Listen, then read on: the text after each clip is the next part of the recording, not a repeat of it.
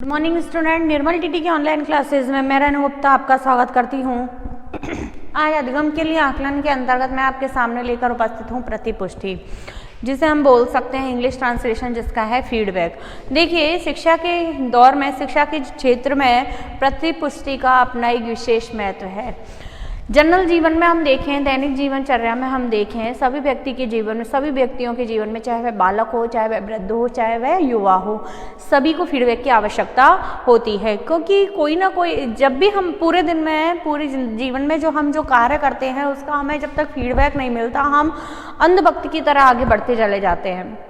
यानी हमारे जीवन का कोई उद्देश्य सा हमें नज़र नहीं आता है। अगर हमने कोई कार्य किया है तो हम चाहते हैं कि ये हमने सही किया है, ये हमने अच्छा किया है या हमने गलत किया है, इसका हमें फीडबैक मिले, ये हमें पता चलना चाहिए। अगर हमें उचित फीडबैक मिल जाता है, अगर हमने अच्छा कार्य किया है कि आपने बहुत अच्छा कार्य किया है, तो वह इस प्रकार से मिला हुआ फीडबैक हमें उन्नति की ओर ले जाता है, हम और अच्छा करने की कोशिश करते हैं। और दूसरी बात, फीडबैक के माध्यम से हमें अपनी कमज़ोरियों का पता लगता है, हमारी जो गलतियां रह गई हैं उनमें सुधार का हमें मौका मिलता है। अगर हमें फीडबैक ही नहीं दिया गया, हमने चाहे गलत किया हो चाहे सही किया हो, अपनी दृष्टि में हर व्यक्ति सही होता है। फीडबैक देता है कोई दूसरा व्यक्ति जो उसे देखता है, जो उसे समझता है। जब हमें ऐसा फीडबैक मिलता है तो हम कहते हैं नहीं, ये व्यवहार मेरा सही नहीं था, मुझे ऐसा नहीं करनी चाहिए था, मेरे द्वारा ये कार्य गलत किया गया है, अब मैं अपने आप में सुधार करने की कोशिश करूँगा। तो उससे उसके व्यवहार को उस व्यक्ति का व्यवहार क्या होता है, परिमार्जित होता है, उसे आगे बढ़ने का एक सुनियोजित रास्ता मिलता है, अच्छे तरीके से वह व्यक्ति आगे बढ़ पड़ता है। सेम ऐसे ही जो प्रक्रिया है वह शिक्षा के क्षेत्र में अपनाई जाती है।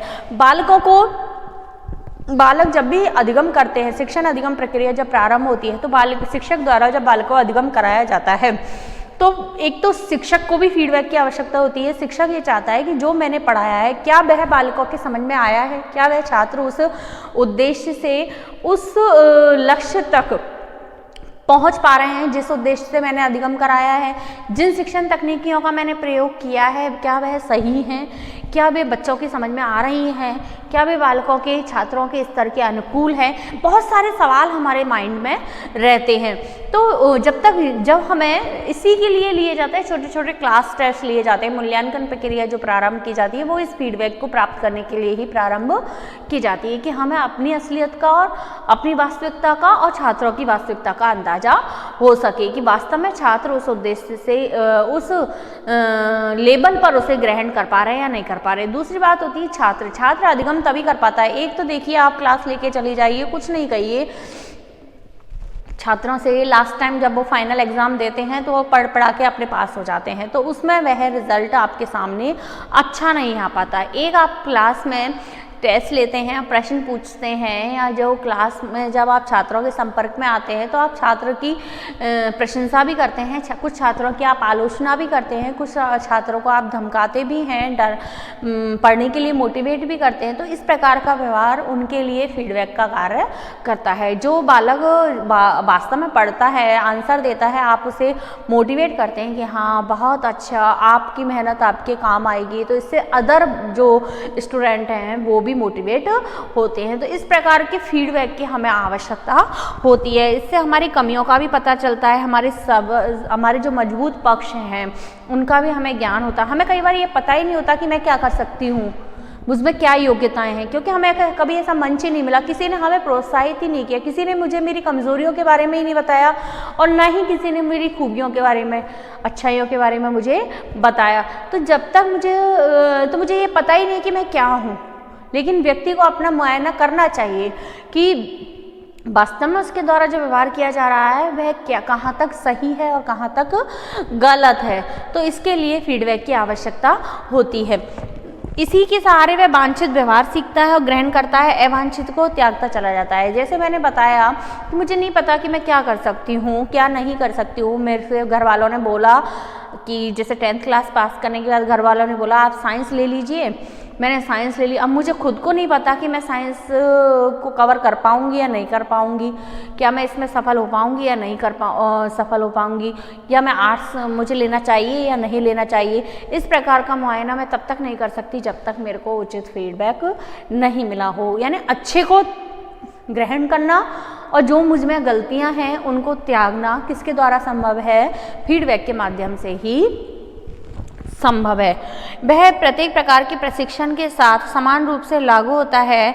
अध्यापकों का प्रशिक्षण हो या कोई और शिक्षण, अन्य महत्वपूर्ण बात यह है कि किसी भी व्यक्तित्व की व्यक्तिगत विशेषताओं को समझकर सोचा जाए कि उस प्रतिपुष्टि की किस मात्रा में आवश्यकता है, किन माध्यमों से प्रतिपुष्टि की जाए ताकि इसके व्यक्तित्व के व्यवहार के विभिन्न पक्षों में वांछनीय परिवर्तन लाया जा सकते। टोटल मिला के बात ये है कि व्यक्ति में वांछनीय परिवर्तनों के लिए, परिवर्तन लाने के लिए किसकी आवश्यकता होती है?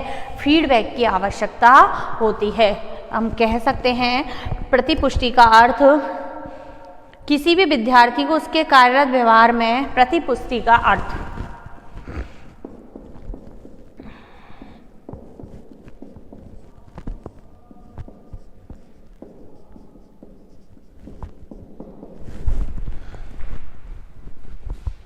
प्रतिपुष्टि का अर्थ, साधारण भाषा में प्रतिपुष्टि का अर्थ किसी भी विद्यार्थी को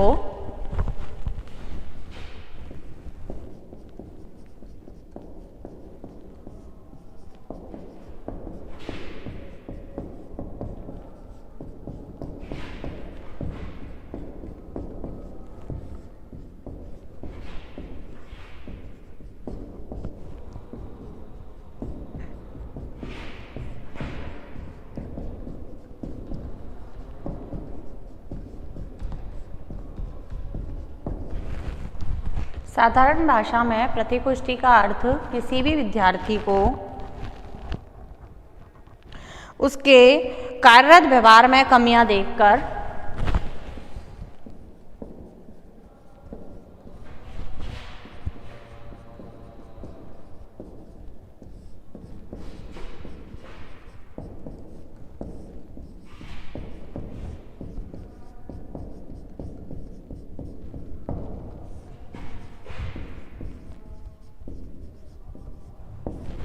उसके कार्यरत व्यवहार में कमियां देखकर उनके परिमार्जन के लिए सुझाव देना ही उनके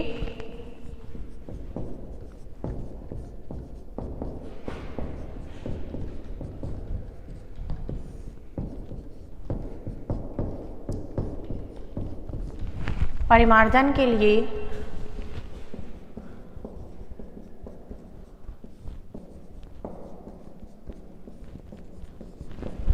सुझाव देना ही प्रतिपुष्टि है।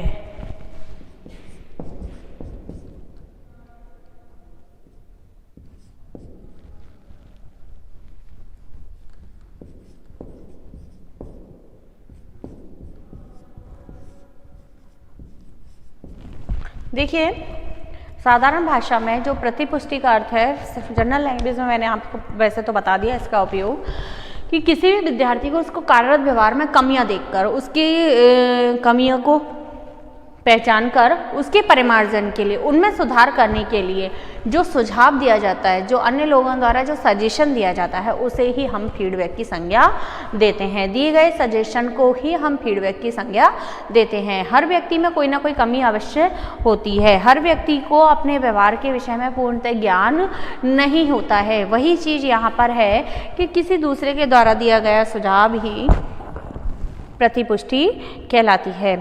अब बात आती है शिक्षा शब्दकोश में प्रतिपुष्टि को निम्न प्रकार से परिभाषित किया गया है। ये तो जनरल लैंग्वेज में इसका अर्थ था कि साधारण भाषा में प्रतिपुष्टि का अर्थ किसी भी विद्यार्थी को उसके कार्यरत व्यवहार में कमियां देखकर उसके परिमार्जन के लिए सुझाव देना ही प्रतिपुष्टि कहलाता है। अब देखिए, जो शिक्षा शब्दकोश है उसके अनुसार प्रतिपुष्टि का अर्थ क्या है? प्रतिपुष्टि का अर्थ वह प्रक्रम है जिसके माध्यम से अपने विगत व्यवहार के सही पक्ष के संबंध में, जिसके माध्यम से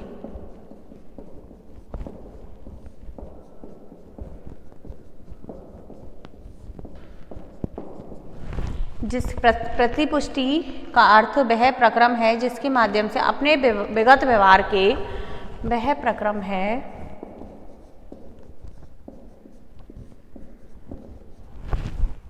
अपने विगत यानी किए गए अपने विगत व्यवहार के सही पक्ष के संबंध में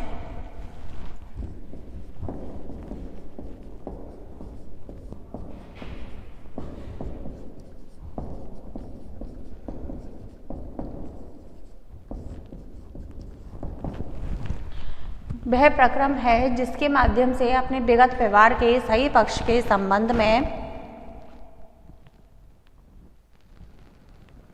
सूचना दी जाती है ताकि वह अपने व्यवहार में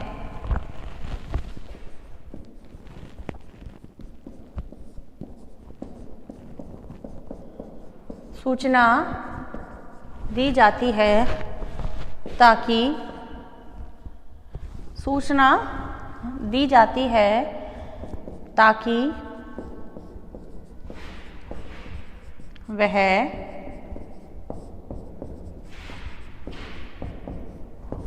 अपने व्यवहार में परिवर्तन कर उन त्रुटियों को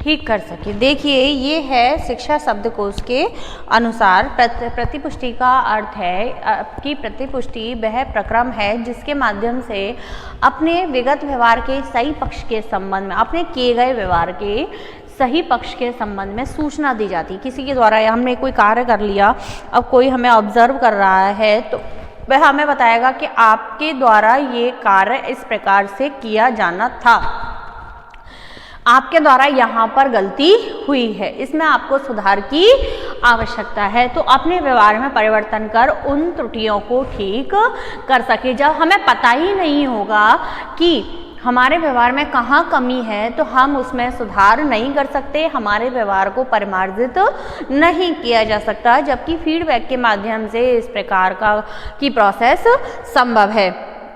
दूसरा है, यह प्रेरक लक्ष्य और उद्देश्यों की और प्रगति संबंधी सूचना के बीच एक जटिल अंतःक्रिया है। यह प्रेरक, ये जो फीडबैक है वह लक्ष्य और उद्देश्यों की और प्रगति संबंधी सूचनाओं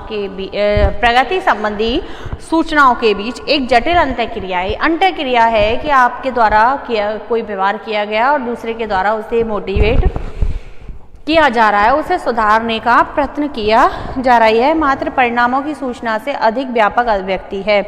वस्तुतः प्रतिपुष्टि वैद्युतिक इंजीनियरिंग से उधार लिया गया वह महत्वपूर्ण पद है जिसका अधिगम में बहुत व्यापक उपयोग किया गया है। एक तरह से कह सकते हैं कि प्रतिपुष्टि एक साधन है जिसके द्वारा किसी प्रक्रम या पद्धति के प्रभाव को उपयोग में लिया जाता है ताकि प्रक्रम और पद्धति के प्रभाव को उपयोग में लिया जाता है जिससे कि प्रक्रम और पद्धति पर नियंत्रण किया जा सके। इस प्रकार का यह एक साधन है प्रतिपुष्टि।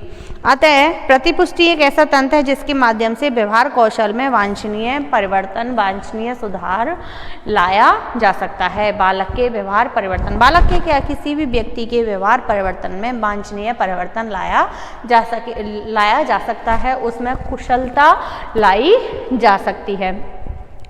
अब आता है प्रतिपुष्टि के साधन। मुख्य दो भागों में प्रतिपुष्टि को व्यक्त किया गया है। एक देखिए, ये तो थे इसके अर्थ, यह शिक्षा शब्दकोश के अनुसार था। सामान्य अर्थ में भी मैंने आपको बता दिया कि किसी के व्यवहार को सुधारने की प्रक्रिया मात्र है प्रतिपुष्टि। अब है प्रतिपुष्टि के साधन।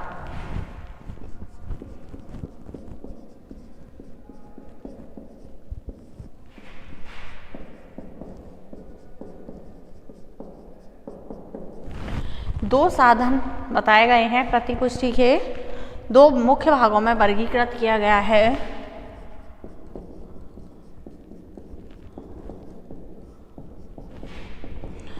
दो भागों में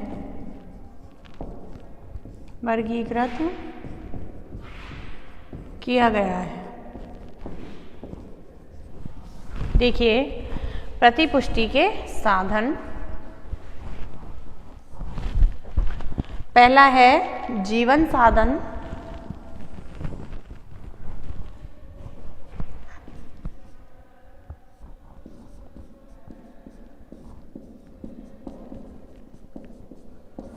जीवन साधन।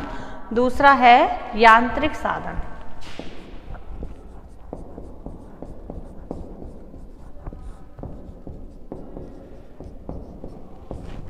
पहला तो है जीवंत साधन और दूसरा है यांत्रिक साधन। जीवंत साधन और यांत्रिक साधन, इसके अंतर्गत आ जाएगा अध्यापक,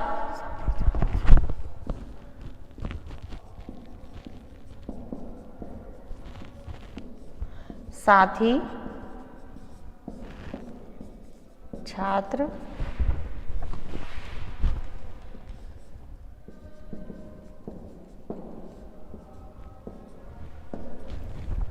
जीवंत साधन के अंतर्गत आ जाएगा अध्यापक, साथी, छात्र और स्वयं।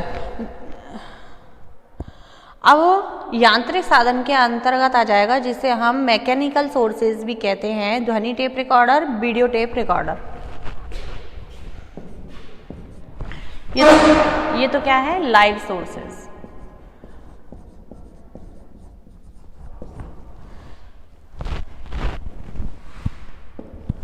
और ये है मैकेनिकल सोर्सेज।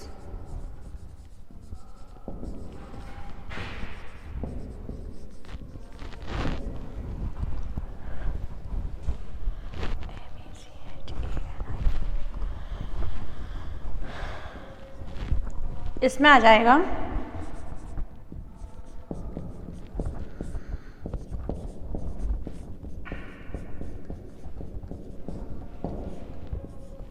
ध्वनि टेप रिकॉर्डर,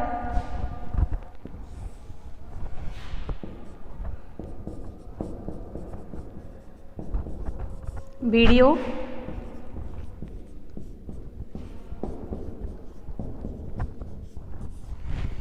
टेप रिकॉर्डर। दो टाइप्स इसमें आएंगे। इसमें है 4 टाइप्स जिन्हें हम पर्यवेक्षक कह सकते हैं। ये तो पर्यवेक्षक हैं,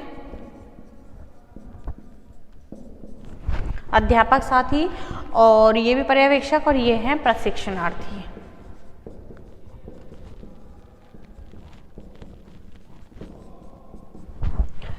ये हैं प्रशिक्षणार्थी। Audio tape recorder, audio tape recorder,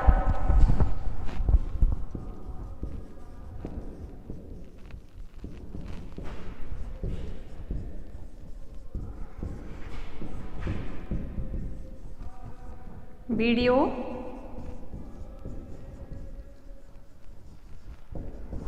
tape recorder. इस प्रकार से ये साधन हैं जिनको हम प्रतिपुष्टि के रूप में काम में ले सकते हैं। अब हम एक एक का इसमें विस्तार से अध्ययन करेंगे।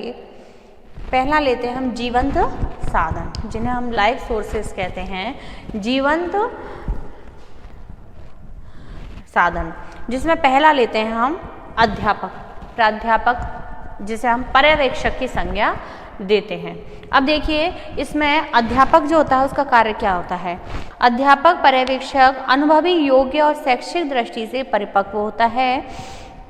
देखिए, अध्यापक जो होता है या प्राध्यापक जो होता है वह अनुभवी होता है अपने आप में, क्योंकि वह अध्यापक है। फिर दूसरी बात, योग्य होता है, वह हमसे ज़्यादा समझने वाला होता है।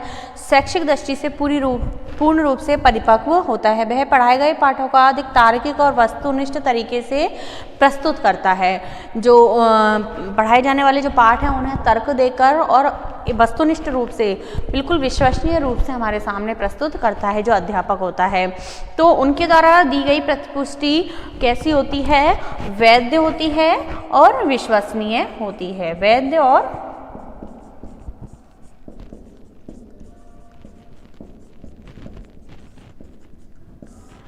वैध होती है और विश्वसनीय होती है। किसके द्वारा दी गई प्रतिपुष्टि? अध्यापक के द्वारा दी गई प्रतिपुष्टि, क्योंकि वह योग्य होता है, अनुभवी होता है, शैक्षिक दृष्टि से पूरी तरह से परिपक्व होता है। वह जो भी पाठ हमारे सामने प्रस्तुत करता है, जो भी लेसन हमें पढ़ाता है, वह पूरे तर्क के साथ, पूरे विश्वास के साथ हमें अध्ययन कराता है, वस्तुनिष्ठ तरीके से हमें अध्ययन कराता है। प्राध्यापक, पर्यवेक्षक तथा प्रशिक्षणार्थी के मध्य संवेगात्मक आत्मीय संबंध होते हैं, अतः प्रशिक्षणार्थी उनके द्वारा दिए गए सुझावों को विश्वास के साथ स्वीकार करके उनमें निहित कमी को दूर करने का प्रयास करता है। दूसरे देखिए, हर कोई अगर हमसे आके कहेगा आपके अंदर ये कमी है, तो हम एक्सेप्ट करने वाले नहीं हैं। व्यक्ति की जो फितरत होती है, ह्यूमन जो नेचर होता है, वो ये होता है कि हम अपने से ज़्यादा अनुभवी व्यक्ति के सजेशंस को ही अपनी लाइफ में अहमियत देते हैं, अपनाते हैं। तो यहाँ पर जो अध्यापक की जो भूमिका निभाते हैं, वह छात्रों से या प्रशिक्षणार्थी से आत्मीय रूप से संपर्क में रहते हैं। एक आत्मीयता, शिक्षक होने के नाते एक आत्मीयता उनसे हो जाती है, संवेगात्मक रूप से जुड़े हुए रहते हैं। तो बालक भी, जो प्रशिक्षणार्थी है, वह भी इनकी बात को स्वीकार करता है कि आप शिक्षक, मेरे टीचर ने अगर मेरे से कैसा कहा है, मेरे से सुधार की उन्हें अपेक्षा है, तो वास्तव में मुझे अपने अंदर सुधार कर लेना चाहिए। इस प्रकार की जो अध्यापक होता है, उनके द्वारा कही गई बातों से हम अपने अंदर उपस्थित कमी को दूर करने का प्रयास करते हैं। अब बात आती है दूसरा जो है इसमें संप्रेषण कौशल होता है। वह तार्किक, व्यवस्थित, प्रभावी तरीके से सूचनाओं को वर्ग विशेष तक पहुंचाते हैं। अगला है साथी पर्यवेक्षक। अध्ययन में साथी प्रशिक्षणार्थियों को भी प्रतिपुष्टि प्रदान करने का अवसर दिया जाता है। देखिए, आपने ट्रेनिंग की है, ट्रेनिंग में आपको इंटर्नशिप जब आप करने गए थे, तो उसमें आपको एक ऑब्जर्वेशन लेसन के लिए प्रपत्र भरने के लिए दिया गया था आपकी डायरी में। तो वो ऑब्जर्वेशन आपके साथी प्रशिक्षणार्थियों के द्वारा ही किया गया था। साथी प्रशिक्षणार्थियों को भी पर्यवेक्षक का दर्जा दिया गया है, अवसर दिया गया है, क्योंकि कई बातें ऐसी होती हैं, कई जो व्यवहार है वह ऐसा होता है कि अध्यापक नहीं देख पाते या उनसे चूक हो जाती है, तो हमारे साथी पर्यवेक्षक एक मित्र की तरह हमें अपनी कमियों से अवगत करा देते हैं। वे भी प्राध्यापक की भांति ही पाठ का पर्यवेक्षण करते हैं और हमारी कमियों और अच्छाइयों को नोट करते जाते हैं और हमें बताते जाते हैं कि आपने वास्तव में ऐसा किया, लेकिन आपको यहाँ पर इस प्रकार के सुधार की आवश्यक है। तो साथी भी हमारे लिए पर्यवेक्षण का कार्य करते हैं। प्रशिक्षणार्थी पर्यवेक्षकों को एक विशेष लाभ यह मिलता है कि वे लगभग समान परिपक्वता वाले होते हैं, अतः एक दूसरे की वास्तविक कठिनाइयों को ज़्यादा अच्छी तरह से समझ सकते हैं। यानी कि जो साथी पर्यवेक्षक होता है, वह हमारा ऑब्जर्वेशन इस प्रकार से अच्छे से कर सकता है कि उसे भी इन कमियों का पता रहता है, क्योंकि वह समान एज ग्रुप के होते हैं, समान रूप से परिपक्व होते हैं, समान दृष्टि से सोचने वाले होते हैं। तो वह हमारी कमियों को देख सकते हैं और हमें स्पष्ट रूप में कह सकते हैं। कई बार अध्यापक संकोचवश नहीं कह पाता या हम उसकी बातों को बुरा मान जाते हैं, लेकिन जो हमारे साथ के होते हैं पर्यवेक्षक, उनकी बातों का हम पर इतना गहरा प्रभाव नहीं पड़ता। हम उन्हें संवेदनशीलता के रूप में ले सकते हैं, वास्तविक सुझाव वो हमें दे सकते हैं, बिना किसी दबाव के, बिना किसी तनाव के हम उनकी बातों को, हम उनके सजेशन को सरलता और सहजता के साथ एक्सेप्ट कर सकते हैं। तो साथी पर्यवेक्षक भी हमारे लिए फीडबैक का काम करते हैं। मित्र स्वयं का ही दूसरा रूप होता है। यानी मित्र से हम कई बार वो बातें भी कह देते हैं जो हम किसी से नहीं कह पाते हैं। तो मित्र भी हमसे आत्मीयता रखता है, तो वह भी नहीं चाहेगा कि हमारे अंदर किसी प्रकार की कोई कमी रहे जिसकी वजह से हम पिछड़ जाएं, तो वह पूरी बातों को हमारे सामने प्रस्तुत कर देता है। अब तीसरा आता है छात्र प्रतिपुष्टि। जीवंत साधन के अंतर्गत छात्र प्रतिपुष्टि का भी एक महत्वपूर्ण स्थान है, क्योंकि छात्र अध्यापक के सही और सच्चे निर्णायक होते हैं। एक आपने कोटेशन मेरे मुँह से बार बार सुना होगा कि छात्र होता है वह अध्यापक का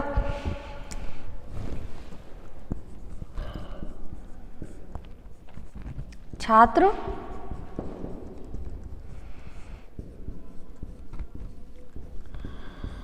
दर्पण होता है। छात्र होता है वह अध्यापक का क्या होता है, दर्पण होता है। दर्पण किसे कहते हैं, शीशे को।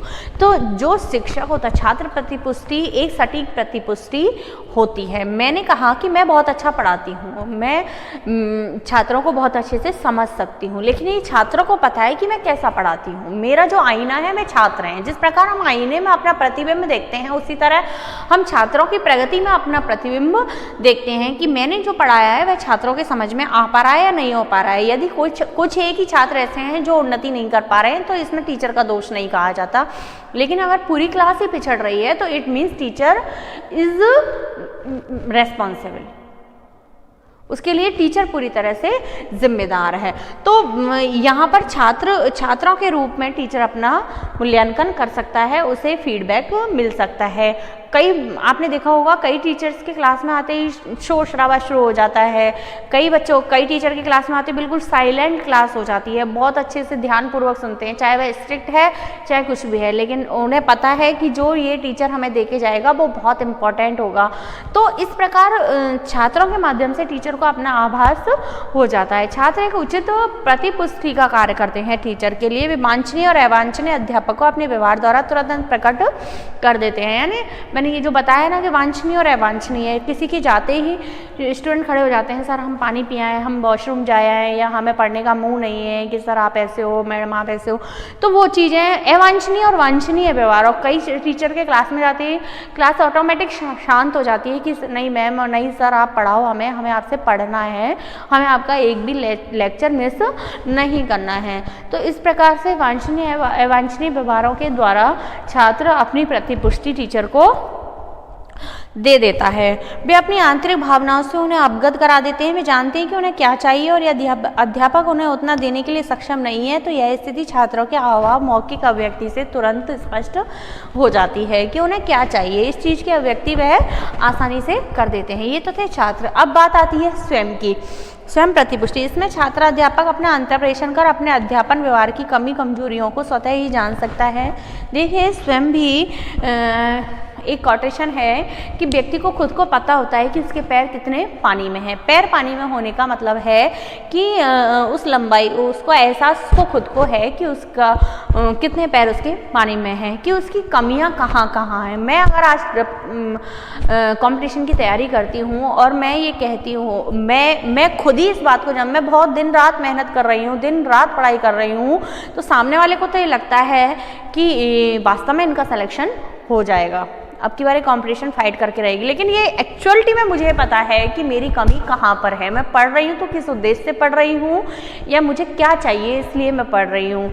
तो ये सारी चीज़ें हमें खुद को पता होती है। व्यक्ति खुद का मूल्यांकन जितने अच्छे तरीके से कर सकता है, कोई और उसका मूल्यांकन नहीं कर सकता, क्योंकि हर व्यक्ति के दो रूप होते हैं। वह किसी के सामने कैसा व्यवहार प्रस्तुत करता है, घर में कैसा व्यवहार प्रस्तुत करता है, अपने लिए वह कैसा है, उसको खुद को पता होता है कि एक्चुअल में मैं क्या सोचता हूँ। कई व्यवहार ऐसे होते हैं जो दबाववश भी हमें करने होते हैं, कई व्यवहार ऐसे होते हैं जो सहानुभूतिवश हमें प्रकट करने होते हैं। तो इन चीज़ों का मुआयना व्यक्ति खुद ही कर सकता है कि वास्तव में वह क्या है। वह अपना फीडबैक खुद ही ले सकता है कि मैं किस कार्य को कर सकता हूँ और किसको नहीं कर सकता, मुझे कहाँ पर मेहनत की आवश्यकता है, कहाँ मैं इजीली काम कर सकता हूँ। तो ये सारी चीज़ें मायने रखती हैं। छात्राध्यापक ध्वनि यंत्र, वीडियो टेप के माध्यम से भी प्रतिपुष्टि करता है, उसके संबंध में अपना एक वास्तविक मत बनाता है। देखिए कई बार हम बोलते हैं, उसके हम वीडियो रिकॉर्डिंग कर लेते हैं, ऑडियो रिकॉर्डिंग कर लेते हैं और उसको रिपीट कर करके हम बार बार सुनते हैं कि हमारी वास्तव में हमारा लेक्चर कैसा रहता है, वास्तव में हम क्या प्रस्तुत कर पाते हैं, क्या नहीं कर पाते हैं। तो इस प्रकार से एक छात्र अध्यापक